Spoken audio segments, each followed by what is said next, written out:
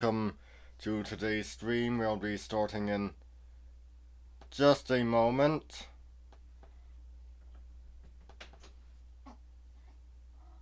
Alex, you can come in.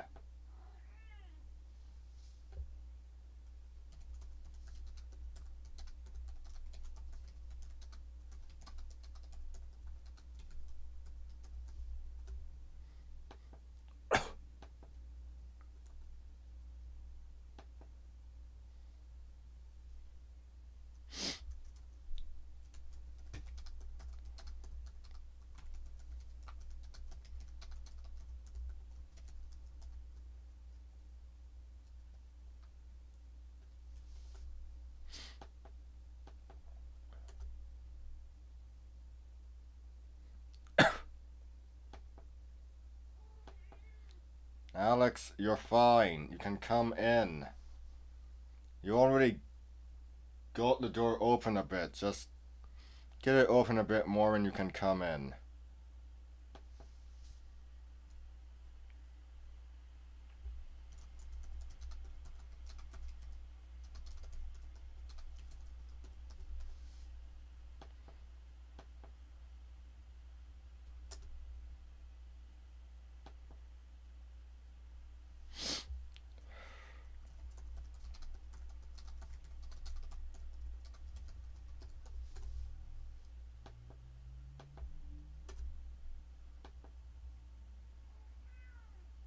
Alex,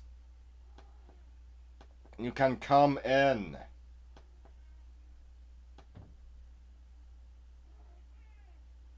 What?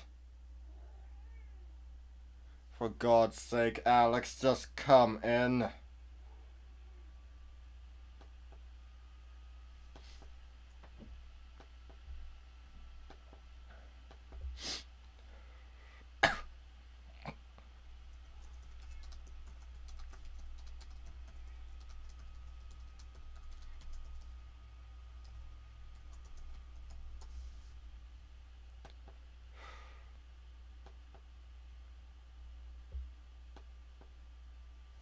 Okay, now that getting everyone alerted is out of the way. Let's get started. Excuse me. Rome today. The tramping march of legionnaires no longer rumbles through the streets of Rome. The echoes of great emperors' speeches in the Forum faded centuries ago. Today, armies of tourists pass through the ancient sites. Over the noise of traffic in the modern city, residents of Rome hear languages from all over the world, and not the Latin of the great Roman orators. Yes, well, I don't know that much Latin, so it would be all Greek to me.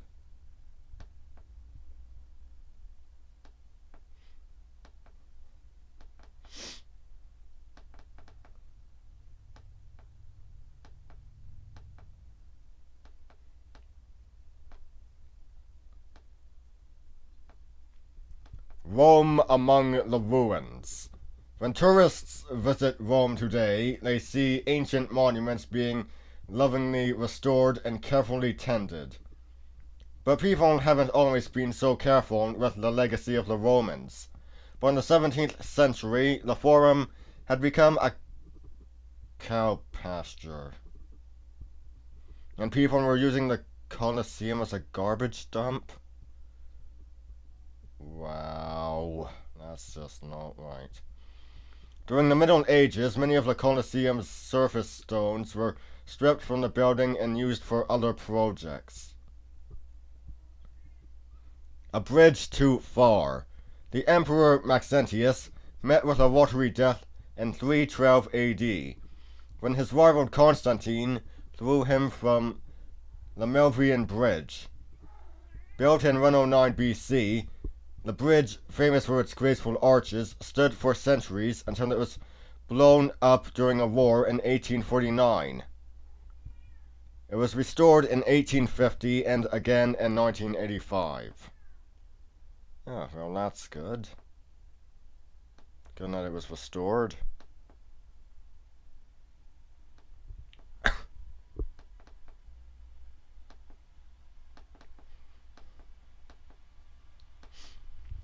Home of the Catholic Church. Christians were once criminals in Rome, but today the city is home to the magnificent churches, palaces, and museums of the Vatican, and to one of the largest Christian churches in the world. The Vatican is even a country of its own, right inside Rome. A country within a country. How interesting. Visitors who enter the gates of St. Peter's Basilica, or the other buildings inside Vatican City, actually cross a border into an independent state. The Vatican has its own post office, currency, even its own army called the Swiss Guard. Why? Why is it called the Swiss Guard? Switzerland is in a completely different country. Hold on, I gotta look this up. Swiss Guard.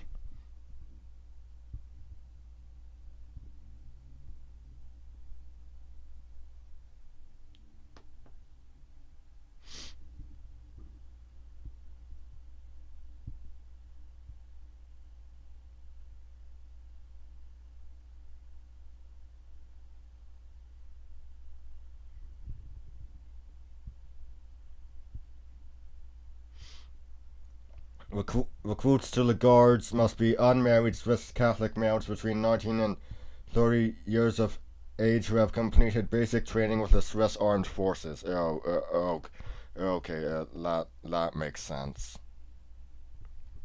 Wait. What? No. That makes no sense whatsoever!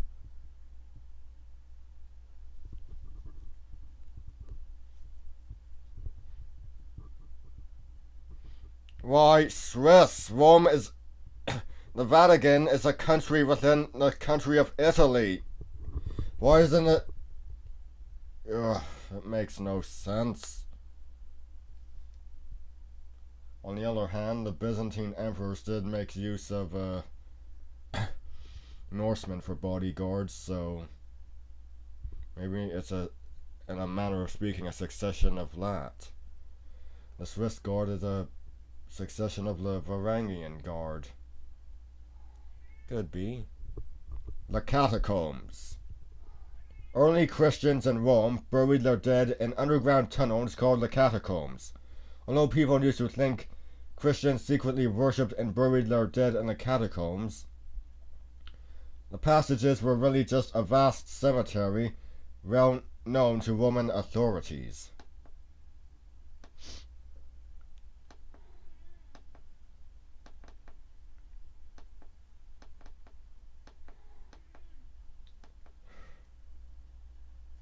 Artistic legacy.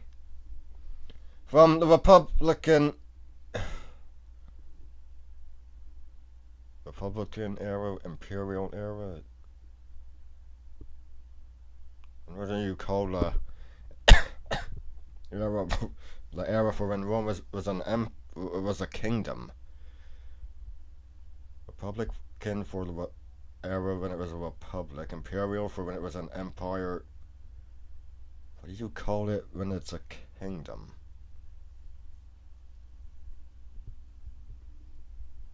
Yeah, let's carry on.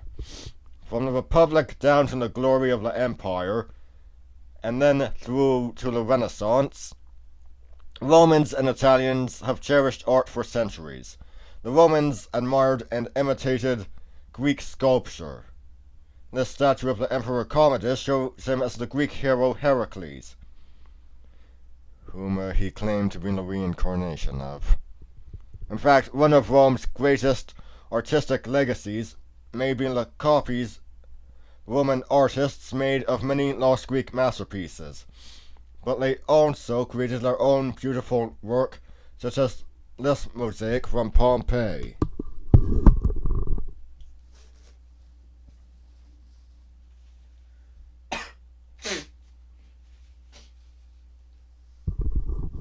the David. 1,000 years after Rome fell, an Italian artist named Michelangelo carved this masterpiece, a statue of the biblical hero David. Like ancient artists from Greece and Rome, Michelangelo tried to capture the ideal form of the human body in his work. In fact, Roman sculpture inspired many Renaissance artists.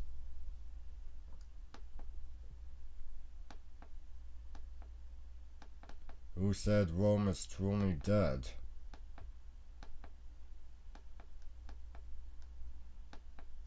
A capital city.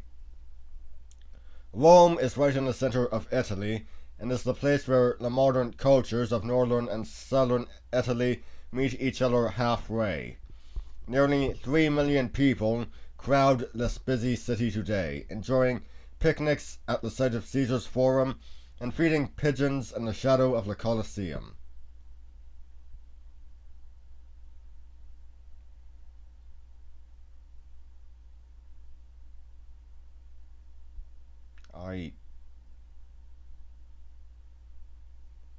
Kingdom of Rome, Roman Republic, Roman Empire, modern Italy.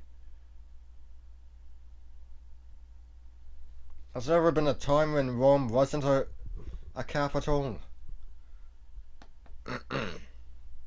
Let's look this up. Let's see here. Roman Empire. Let's see here. Who ended up with Rome as their capital? The West or the East? I'm pretty sure it's probably the West.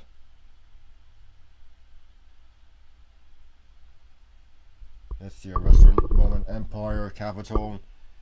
Mediolanum and Ravenna. Huh. The Eastern then?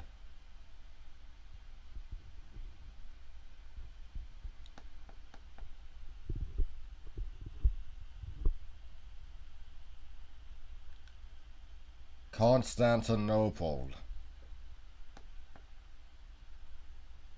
Huh. So, maybe Rome isn't the world's longest serving capital city then. A face from the past. For centuries, this statue of one of Rome's greatest emperors, Marcus Aurelius, stood guard in the Piazza de Campidoglio, the historic center of Rome. Air pollution and exposure to the weather forced authorities to remove it for restoration in 1981. Hi.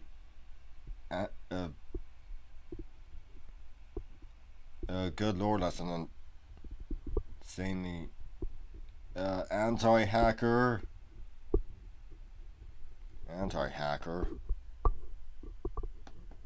Right.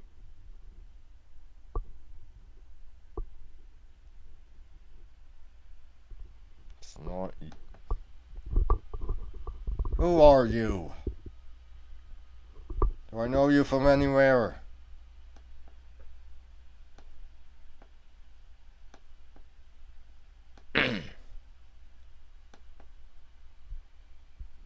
Anti-hacker BG. Vor Kolachia guy.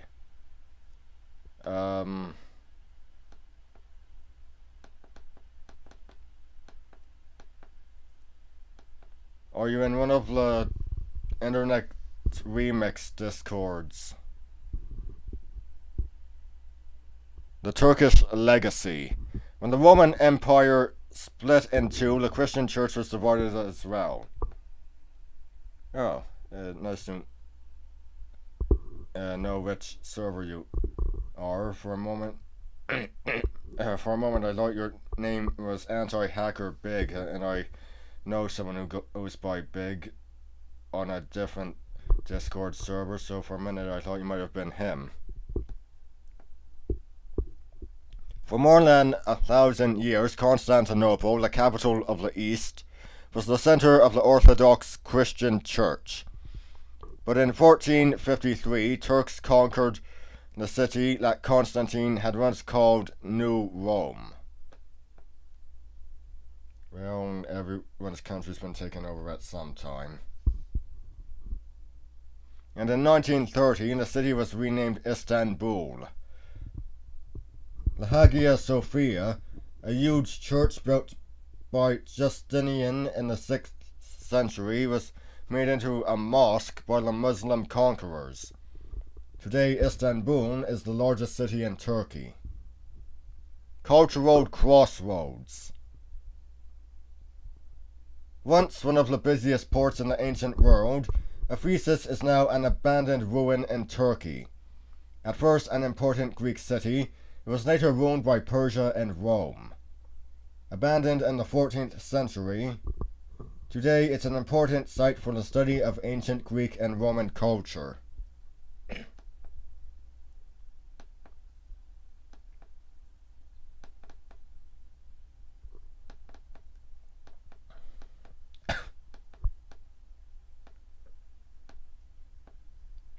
Romans today.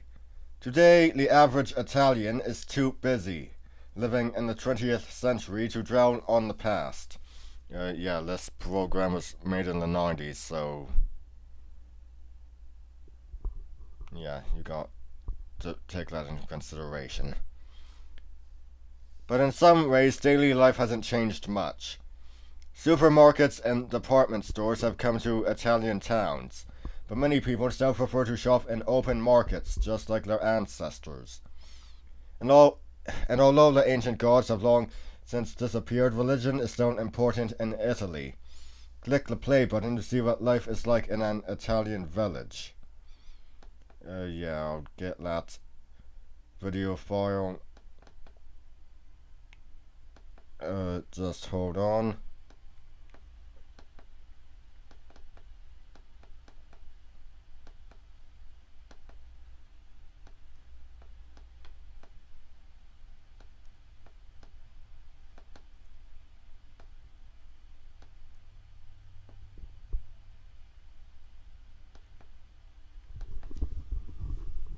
Excavated ruins and works of art give us a rare glimpse into the lives of the ancient Romans.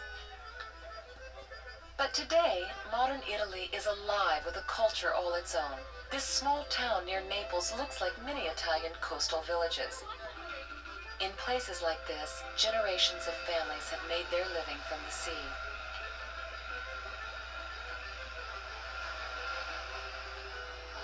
Fresh fish is sold at the local markets, along with all sorts of fruits and vegetables. This isn't like a supermarket. Vendors call out prices, and shoppers try to get a bargain. Sometimes it takes a while for everyone to agree. Religion plays a large role in the lives of many Italians. The leaders of the Catholic Church live in Rome. Throughout Italy, people gather daily to celebrate Mass.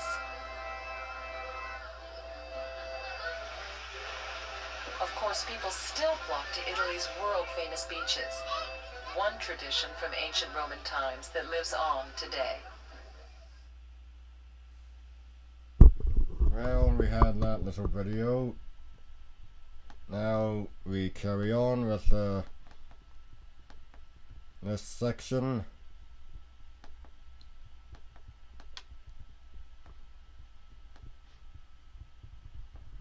A forum for scavengers.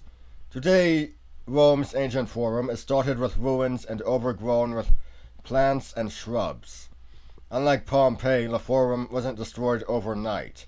When Christianity became the official religion in the 4th century, old temples were neglected and robbed of their treasures.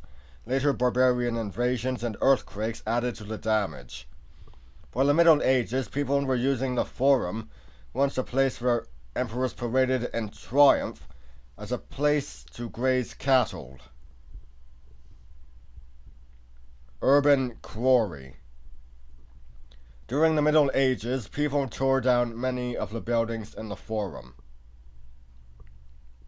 They used the marble blocks to construct new churches, and they burned many ancient statues in kilns so they could extract lime for making cement.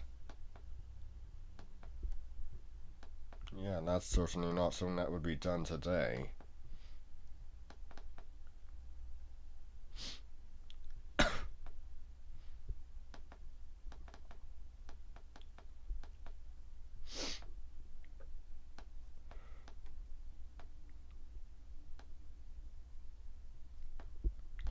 Transport, travel, and trade. Emperors may have ordered the Roman army to build roads for moving troops, but business was just as important to the empire as battle. Traders soon jammed the routes with wagons and carts carrying goods to and from the countryside. But even Rome's vast network of roads couldn't carry the most essential supplies. Huge cargoes of grain came to Rome by sea, and ships carried Roman wine and oil to the far reaches of the known world.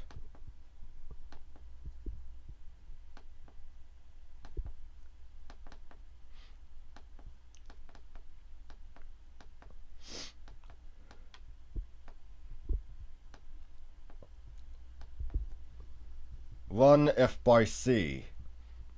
The empire had excellent roads, but Rome's real highway was the Mediterranean Sea. Deep, wide-bellied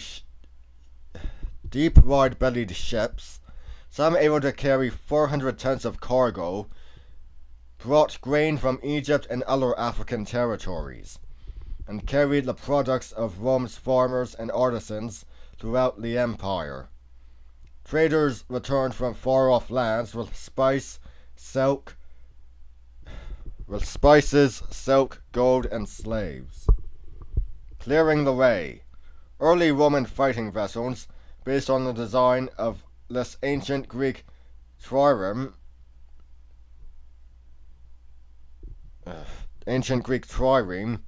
reclaimed the sea lanes from pirates and enemy ships, but they always had to remain on patrol to protect Rome's vital links to Africa and the East.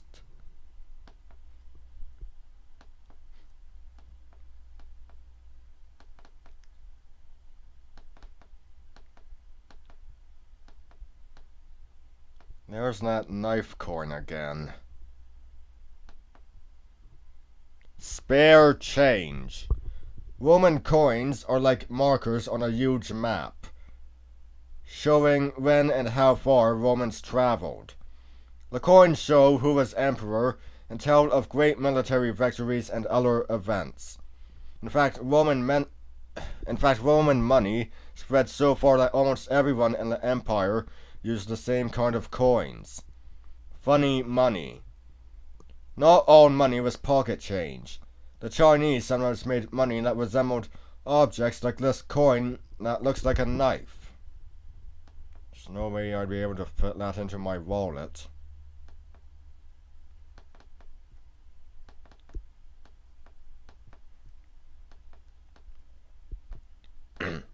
Treasures from abroad.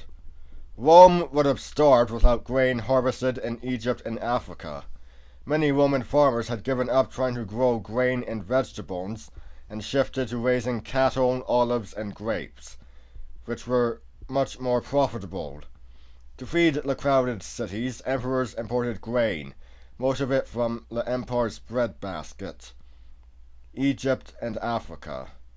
In fact, Egyptian grain was so important and such a great source of wealth that emperors like Augustus made sure they kept personal control of Egypt. Deadly journey. Grain wasn't the only import from the provinces. Emperors, eager to please the people, sent hunters all over the empire to collect tigers, elephants, lions, hippos, and other exotic animals to be killed in the arenas. Oh, that's barbaric.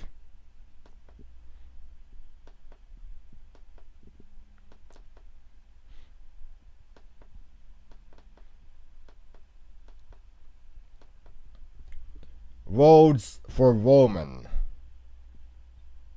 That pun. Swords and shields were an army's best weapons in battle, but they were useless if soldiers couldn't get to the fight in the first place. So the Roman army built a network of roads for its troops and chariots. Long after the army had secured the peace, however, the roads became even more important, carrying traders all over the empire. Battle wagon. Roads enabled the Roman army to move enough men and supplies to distant battles like the siege at Masada. Those efficient supply lines made it possible to build huge siege engines and blockade their enemies for months, even years.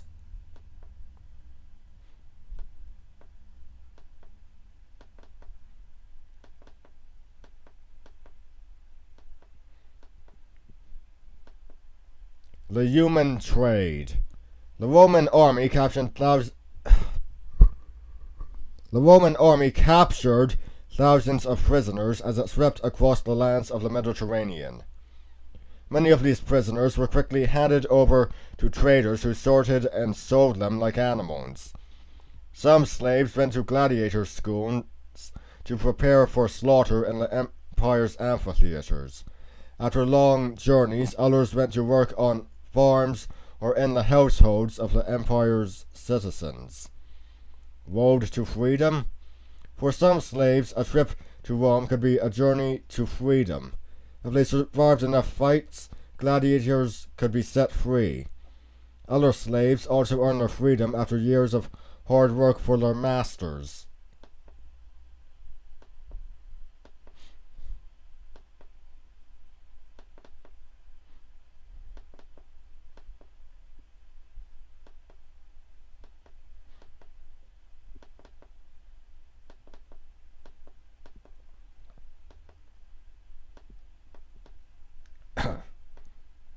The twilight of Rome. Rome's glory began to fade at the end of the 2nd century AD. Barbarians attacked the empire on all sides. Corrupt emperors lost the support of Rome's citizens and tried to keep control of the army through bribery and plots. In fact, for much of the 3rd century, the army chose the emperor and assassinated him if the soldiers began to think they could get better pay from another leader. Then, at the beginning of the 4th century, Constantine took power. He returned the divided empire, restored order, and gave his protection to people who once were persecuted for their religious beliefs. Constantine the Great.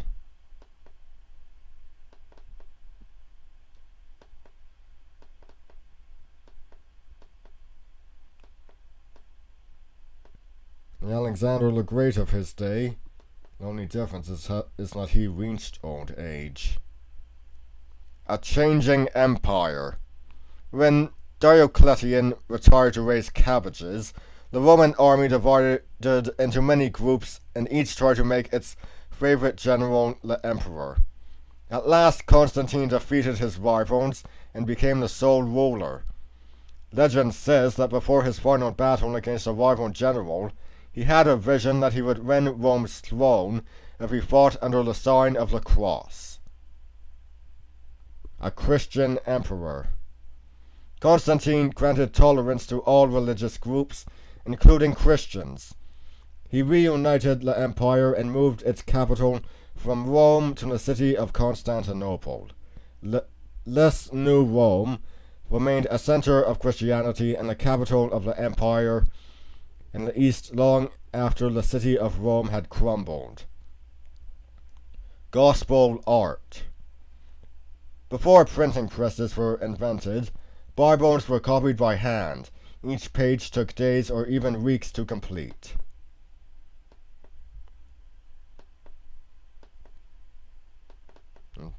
And I'd say that the whole thing probably took years to complete.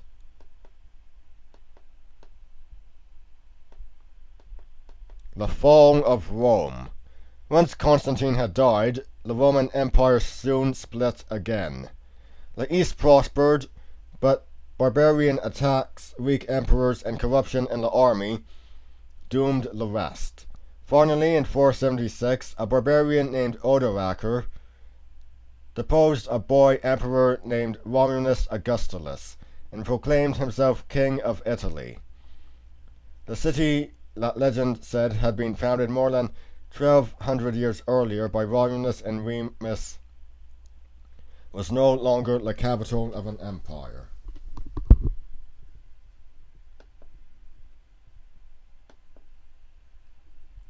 Actually, I'm curious. Where exactly was Odoacer's capital?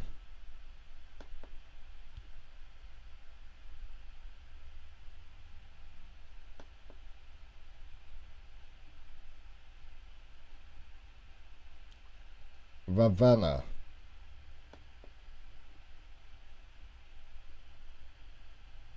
Actually, that makes sense since he went since Romulus Augustulus ruled the Western Roman Empire. So, and since Odoacer conquered that part, that section, that actually makes sense. A new world order. With the fall of the Western Empire, the map of the ancient world changed forever. In the east, the mighty Byzantine Empire continued for another 1,000 years, but Europe, divided into many kingdoms, entered a period known as the Dark Ages.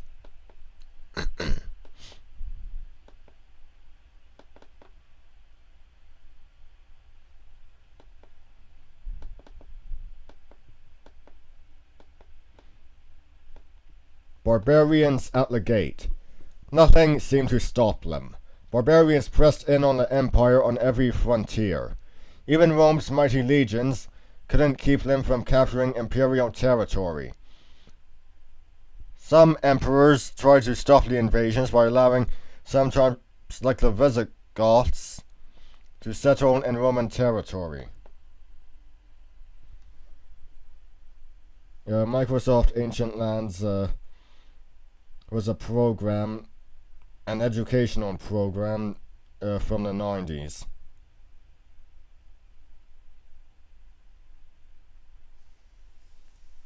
It's basically the ancestor of the Microsoft Home series was basically the ancestor to Wikipedia in some respects. You got Microsoft Ancient Lands, Microsoft Dangerous Creatures.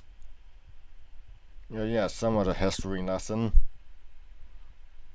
but far more entertaining with the movies, audio files and whatnot put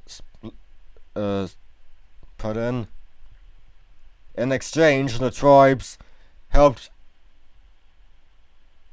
Oh wait, I can't remember where I was.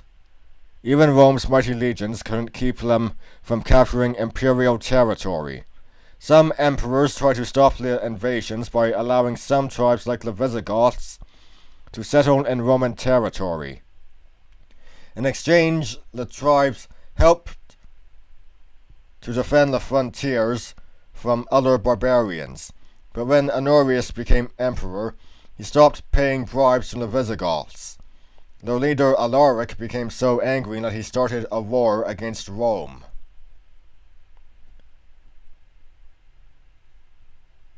Well, that's certainly the most violent strike in history, isn't it? The Empire strikes out. To protect the heart of the Empire, Honorius ordered his troops back to Italy from the provinces. Barbarian tribes like the Jutes, Angles, Saxons, Vandals, and Celts captured such Roman provinces as Britain, Spain, and Gaul for good. And to be fair, with Gaul and Britain, the Celtic populace were there before the Romans, so it's basically just regaining their territory.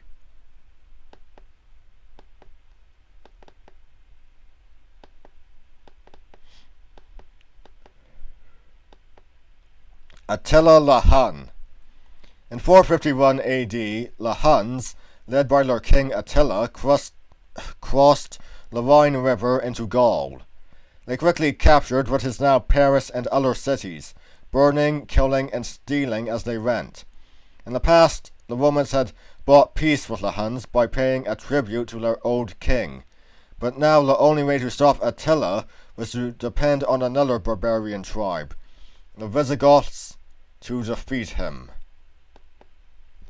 A talk with the Pope.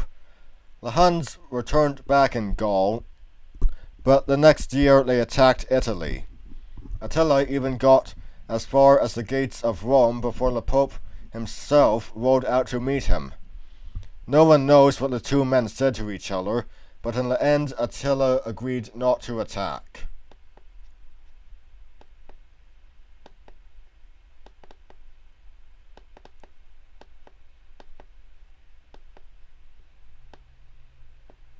Roman legacy. The Roman Empire fell more than 1500 years ago, but its legacy survives today. You might find it in something as big as a modern sports arena or in Roman roads, bridges, and viaducts that still cross the Italian countryside. And today, long after people have stopped speaking Latin, you can still hear echoes of that ancient language in the everyday conversation of millions of people all over the world. A spiritual legacy. Beginning with the Emperor Constantine, Rome became a Christian city. Today, Vatican City, right inside Rome itself, is still home to the headquarters of the Roman Catholic Church.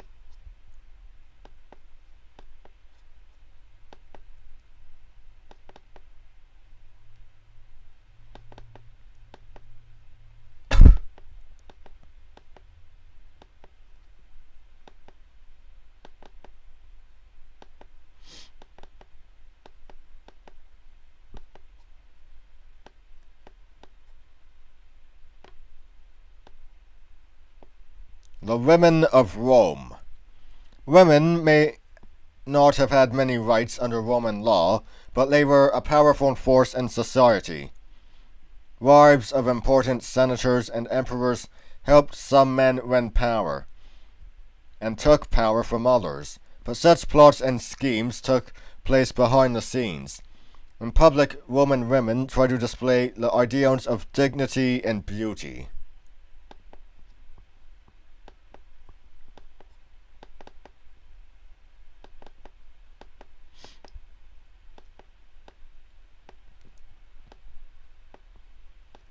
Marriage and childbirth. A Roman wedding was an occasion for celebration, but it didn't always have much to do with love. Fathers often arranged marriages for their children in order to seal political and business deals. A woman had little, if any, choice in who she married. In fact, because Romans considered a girl ready for marriage at age 12, many new brides were hardly more than children, and they often still wore the bola charm of youth when they were engaged. A woman's role. This epitaph for a woman named Claudia shows the qualities that Romans admired in women. She loved her husband deeply, she bore 2 sons, and was charming and proper in her behavior. She kept the household well. She spun wool.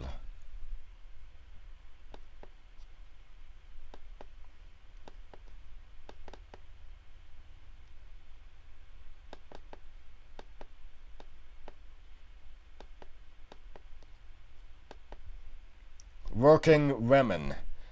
Most Roman women spent their days doing household chores and looking after children. Wealthy ladies who had slaves tried to avoid such tasks. But to set an example, the Emperor Augustus made his daughter Julia spin and weave jobs she hated. Still, some women had their own businesses. A few even became doctors and midwives. But none of these women could vote or hold government office. Special service. Some of the most important figures in Roman religion were the Vestal Virgins. Girls between the ages of 6 and 10 were usually chosen for this high honor. They served at a special sanctuary for up to 30 years.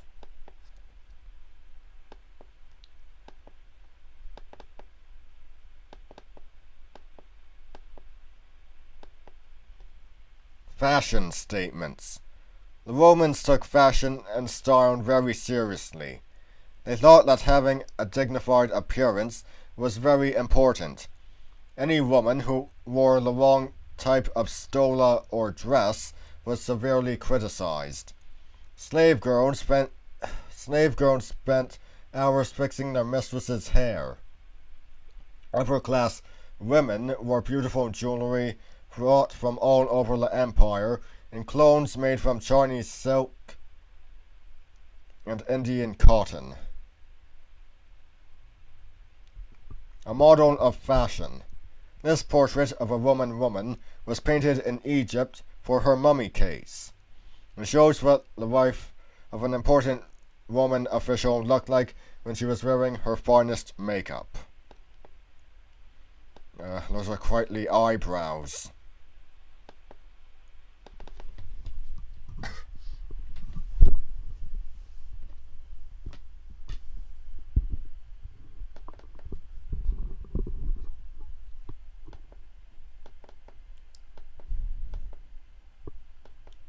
Famous women. The historian Tacitus accused Livia Drusilla, Augustus's wife, of poisoning her husband. Even Caligula called her Ulysses in a dress, because he thought she schemed and plotted too much. Today's experts aren't sure that Livia was so evil. They think she was an intelligent, influential woman. They think she was an intelligent, influential woman, but Livia certainly offended men who wanted to keep all the power for themselves. A noble wife. Renowned for her strong character, Agrippina the Elder was married to Germanicus, a respected and brilliant Roman general. She had 9 children, but she still accompanied her husband on military campaigns. For defying the Emperor Tiberius, she was exiled to an island where she starved to death.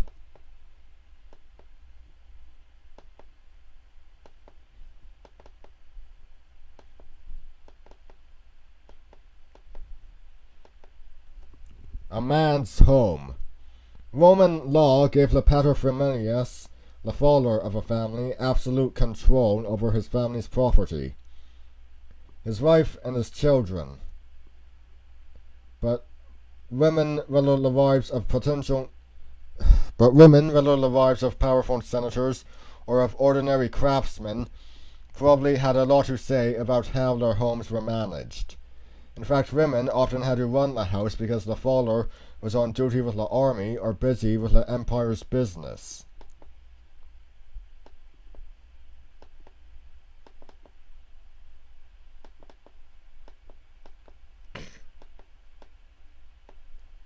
Cosmetics.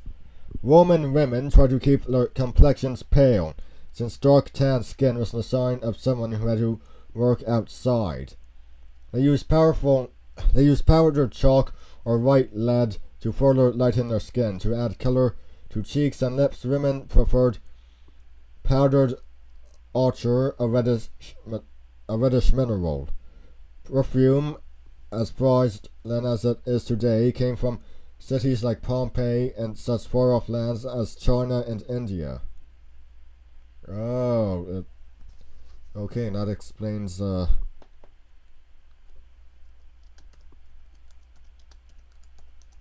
look, and a funny thing happened on the way to the forum.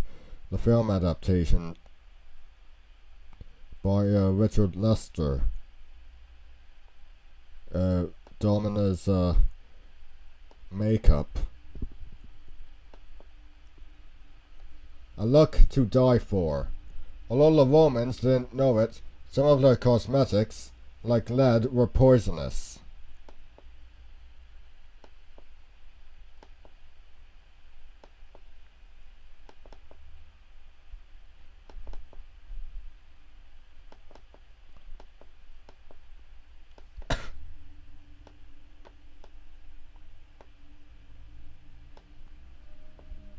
Writing it all down.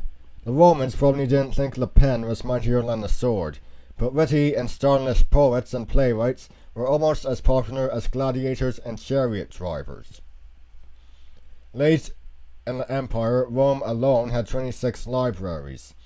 Still, the written language was something only the wealthy and upper classes could appreciate, because they were the only Romans who learned to read and write.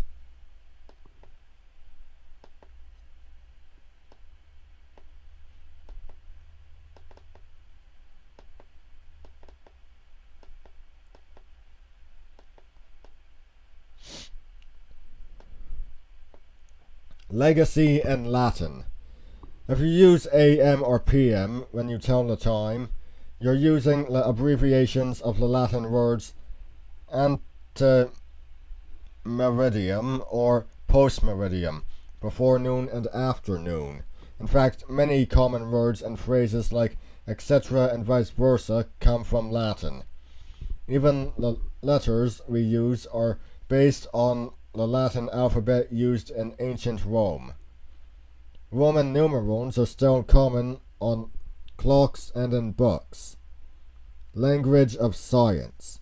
Many medical and scientific terms come from Latin. Even today, when doctors write prescriptions, they use Latin abbreviations to explain how often the medicine should be taken.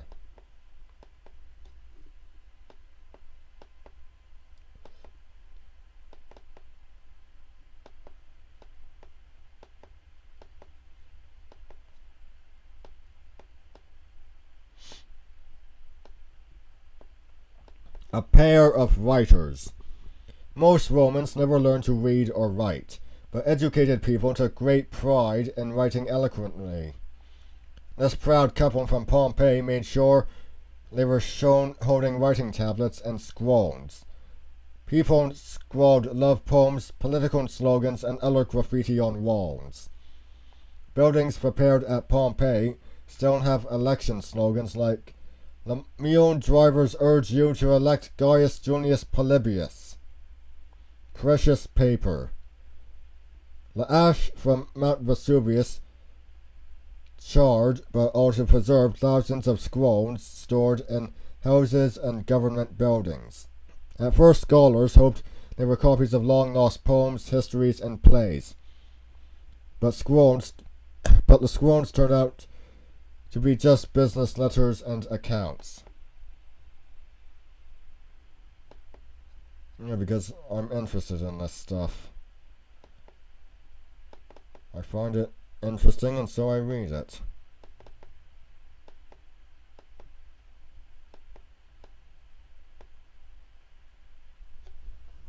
Pen and paper.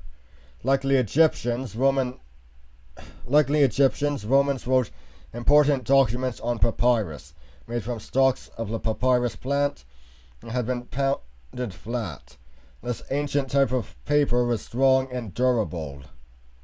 For the most important documents, Romans wrote on vellum, sheets of thin goatskin or lambskin. Late in imperial times, Romans learned to bind vellum, papyrus, or wax-covered tablets, like pages in a book.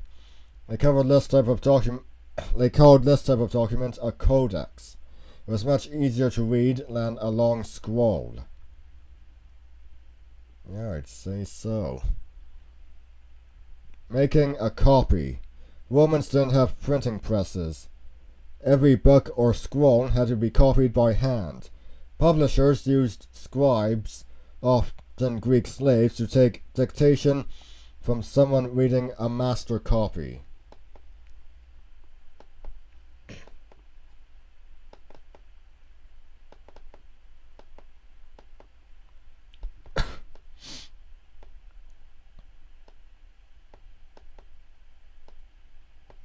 Fresh ink. The Romans didn't have oil-based inks, so they used fine soot mixed with water, sap, and dyes. They even wrote with octopus ink. Wealthy people had beautiful bronze ink pots decorated with silver and gold. In the imperial province of Egypt, ink pots were often made of faience, a type of glass. A sticky note. Because paper and ink were so expensive, students and other people often wrote on wooden tablets covered with beeswax. Later they could smooth over the writing with a spatula and then reuse the tablet?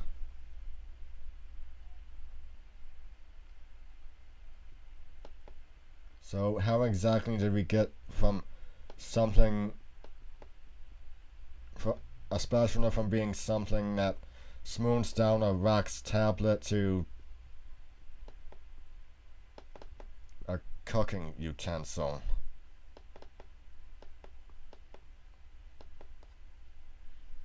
I don't know.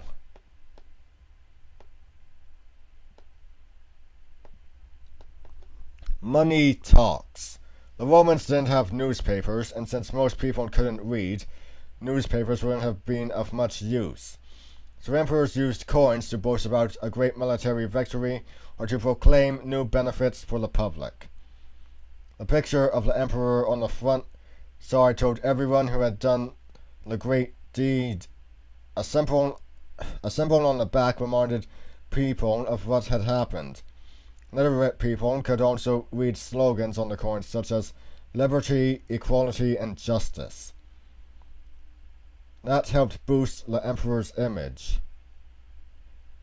News you can bank on. Money doesn't change often these days, but emperors issued hundreds of different coins to spread the news of their accomplishments.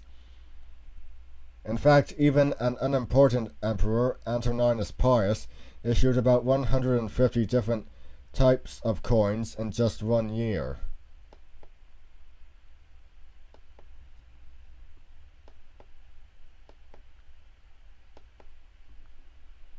Right, so that's the Roman section. Guess I'll show what's left of the pictures. Right here we've got the title that would show up. You, as it says, click the mouse to touch the screen to explore on your own.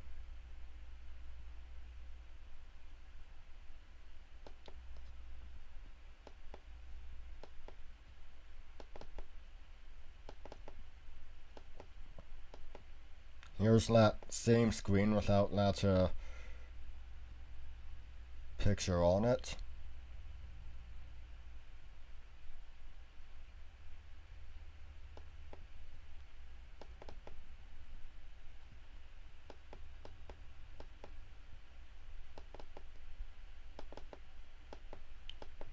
Here's that screen from the demo version, just has demonstration version slapped on.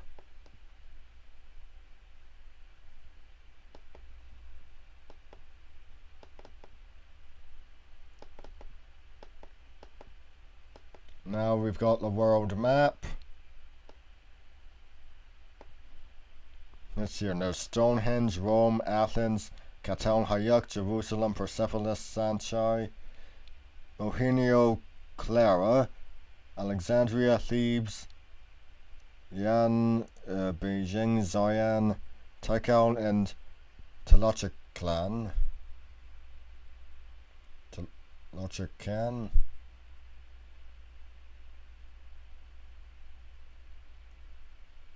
I'm just gonna call it to No, I don't think that's the. Is it the same? That was capital when the Spanish arrived. I don't know. Could have been. Doesn't seem impossible. But it might have been.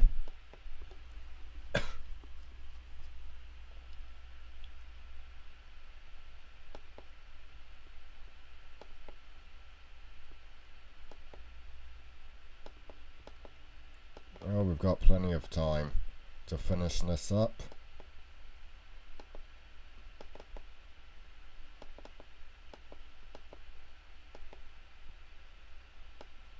Okay, we've got the chronology of the world now.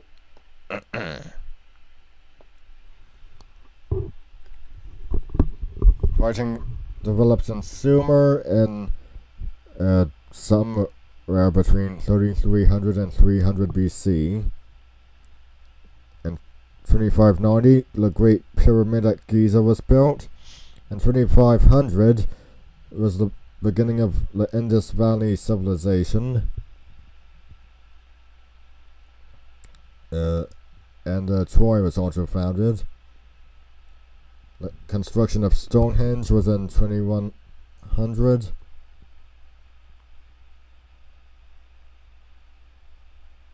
In 2200 was when the Minoan civilization emerged.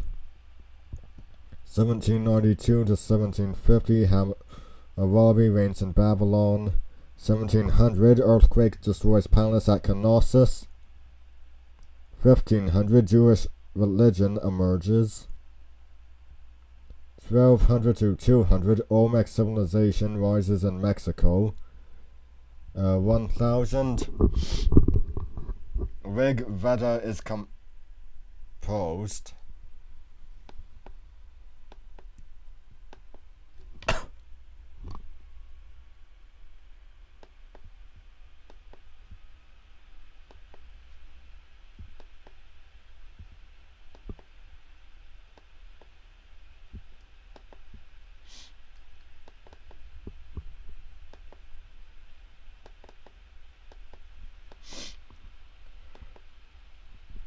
Okay, carrying on.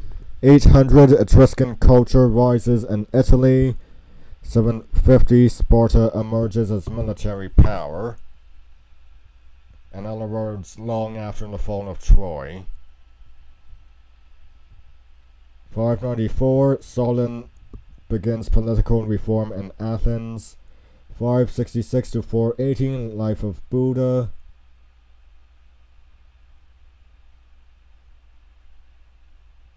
86, impressive.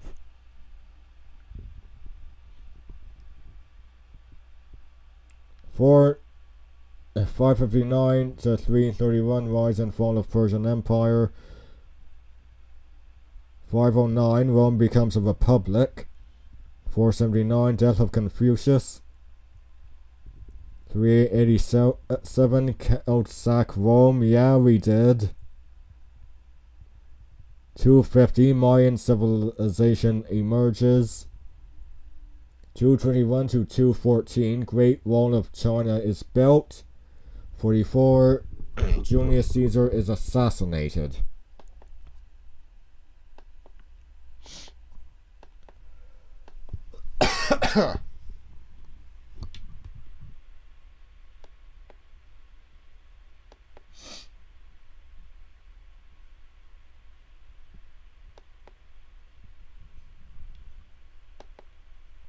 And the last image that we finish on. 27, the death of Jesus. 73, Masada destroyed, first Jewish revolt ends. 100, paper invented in China. 330, Christianity becomes religion of Roman Empire. 476, Rome falls. 571 to 632. 61, impressive. Mayan culture at height of civilization in 600. 800, rise of Ghana in West Africa. 1000, first megaliths built on Easter Island, and Toltec culture emerges in Mexico.